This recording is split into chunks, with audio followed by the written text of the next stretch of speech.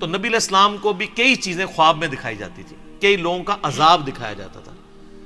یہ آپ کو کتاب التعبیر چیپٹر پورا ملے گا اس کے اندر صحیح بخاری میں، تقریباً 60 احادیث خوابوں میں ملیں گی، اور تقریباً آپ کو 90 کے قریب احادیث کتاب الرؤیا چیپٹر صحیح مسلم کا اس میں ملیں گی. اور آپ کو مشکات میں بھی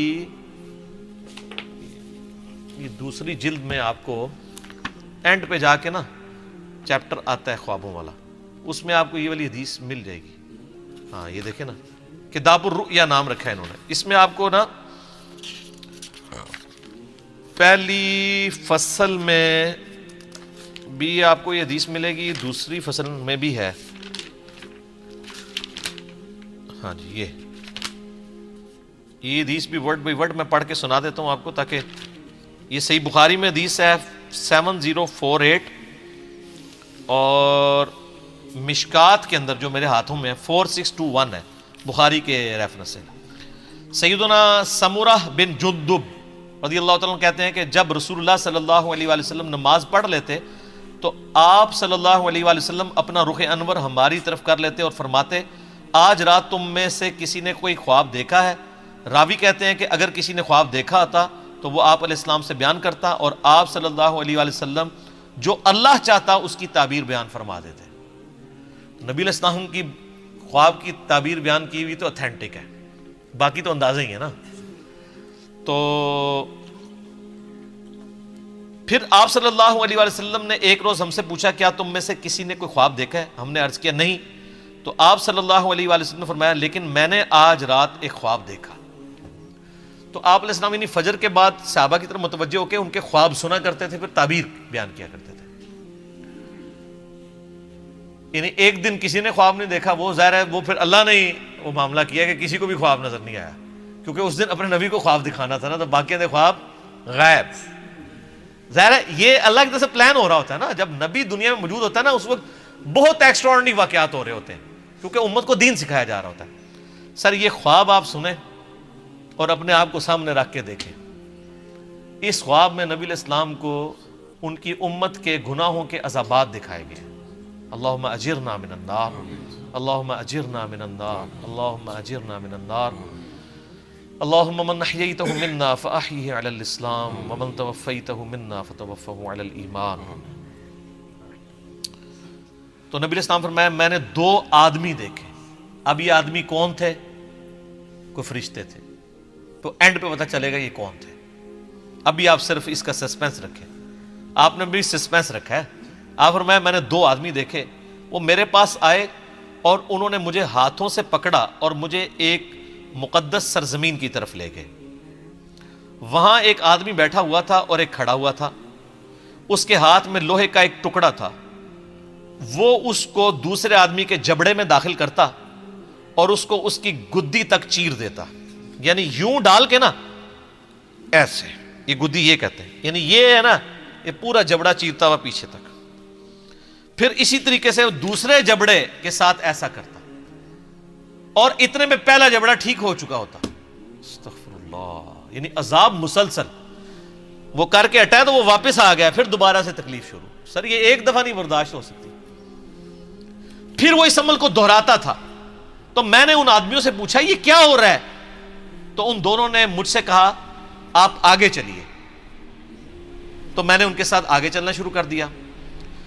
پھر ہم ایک آدمی کے پاس آئے جو زمین پہ چت لیٹا ہوا تھا، اور ایک آدمی ایک بڑا سا پتھر لے کے اس کے سرہانے کھڑا تھا اور وہ اس کے ساتھ اس کے سر کو کچل رہا تھا.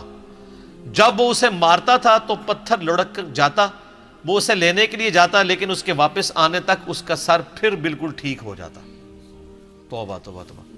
اتنا بھاری پتھر کا عذاب اس شخص کے اوپر کہ اس کا سر جو ہے وہ چپٹا ہو رہا ہے اور پھر وہ پتھر لڑک کے دور چلا جا رہا ہے، اور وہ اٹھانے کے لیے وہ پتھر جا رہا ہے، واپس آتا ہے تو دوبارہ سر واپس آ جاتا ہے. پھر اس تکلیف سے گزرنا ہے. سر آپ تو ایک دفعہ سر کے اندر برداشت نہیں ہم لوگ کر سکتے. اللہ تعالیٰ ہمیں ان عذابات سے محفوظ فرمائے. جب وہ اسے مارتا تھا تو پتھر لڑک جاتا، وہ اسے لینے کے لیے جاتا لیکن واپس آتا تو پھر اس کا سر ٹھیک ہو جاتا. وہ آدمی اس کے ساتھ پھر وہی کرنا شروع کر دیتا اور یہ عمل مسلسل جاری رہتا. میں نے کہا یہ کیا ہے؟ تو ان دونوں نے کہا یا رسول اللہ آگے چلیے. ہم اور آگے چلے حتیٰ کہ ہم تندور جیسے سوراخ کے پاس آئے جس کے اوپر کا حصہ تنگ تھا جبکہ اس کا نچلا حصہ کھلا تھا. اس کے نیچے آگ جل رہی تھی. جب وہ اوپر اٹھتی تو اس میں موجود افراد بھی اوپر بلند ہوتے. کوئی تندور تھا جو اندر سے بہت بڑا تھا, تو اس میں آگ کے اوپر کچھ لوگوں کو تلا جا رہا تھا. جب وہ آگ باہر نکلتی نا تو وہ بندے بھی باہر یوں نکلتے, پھر وہ اندر چلے جاتے. استغفر اللہ, اللہم اجرنا من النار. سر یہ بخاری شریف ہے, یہ بزرگ شریف یا کہانی شریف نہیں ہے, یہ بخاری شریف ہے.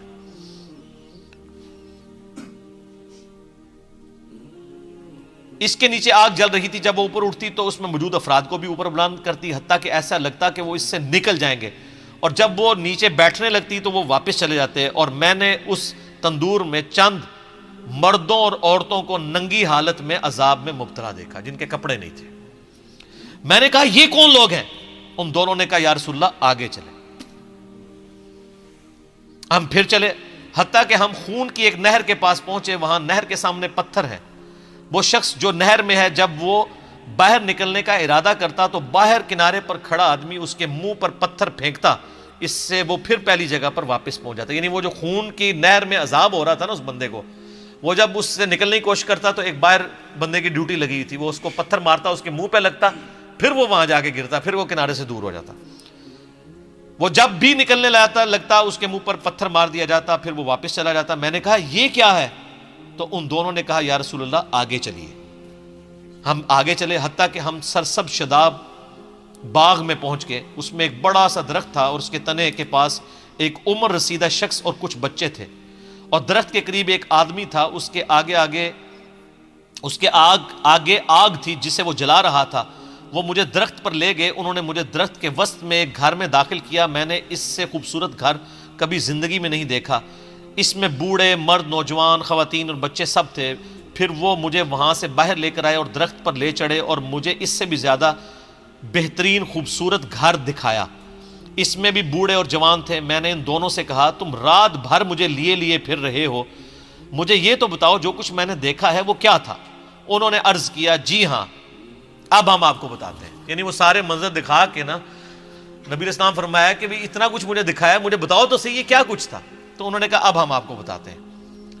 یا رسول اللہ رہا وہ شخص جس کو آپ نے شروع میں دیکھا تھا کہ اس کے جبڑے کو چیرا جا رہا تھا, تو وہ شخص وہ تھا جو دنیا میں جھوٹ بولا کرتا تھا اور پھر وہ جھوٹ آگے نقل کیا جاتا تھا حتیٰ کہ وہ آفاق تک پہنچ جاتا تھا. یہ جو کچھ آج کل ہمارے سیاستدان کر رہے ہیں, سوشل میڈیا کے اوپر آ کے دوسرے پولیٹیکل لیڈر کو ڈی فیم کرنے کے لیے جھوٹ بول دیتے ہیں. اسی طریقے سے علماء بھی کرتے ہیں, کسی کو بدنام کرنے کے لیے اس کے اوپر جھوٹے. یعنی میں تو اس سے سفر کر رہا ہوں, میرے اوپر کلپ چڑھائے ہوئے ہیں انجینئر محمد مرزا کا دعوی نبوت, نعوذ باللہ.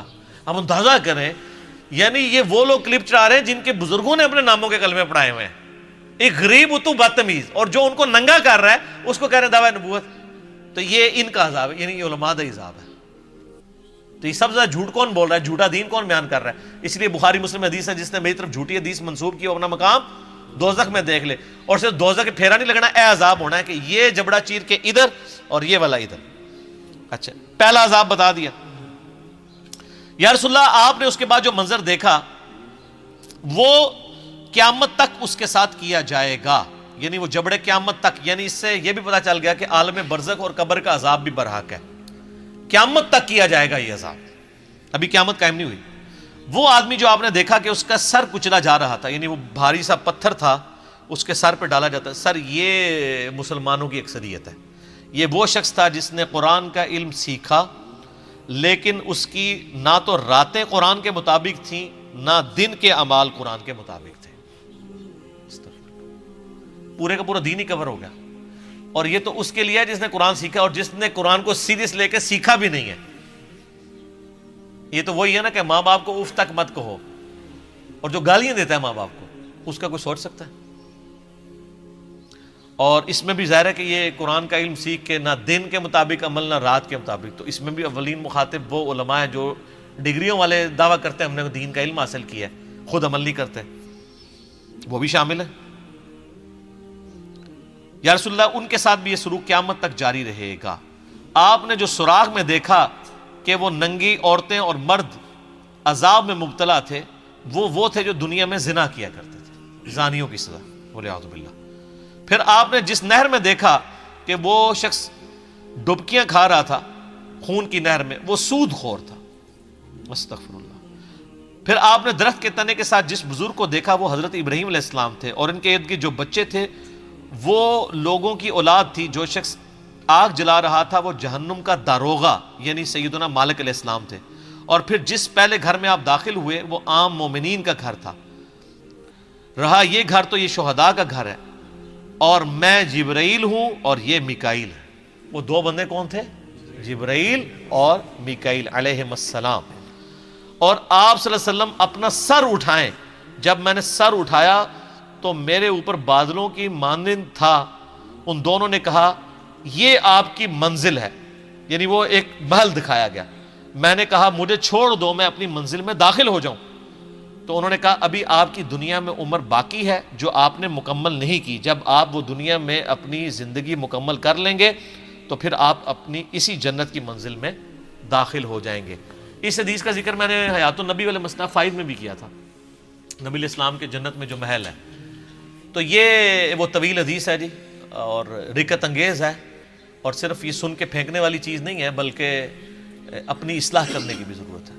اللہم اجرنا من النار، اللہم اجرنا من النار، اللہم اجرنا من النار، اللہم من احییتہ منا فاحیہ علی الاسلام ومن توفیتہ منا فتوفہ علی الایمان، آمین ثم آمین۔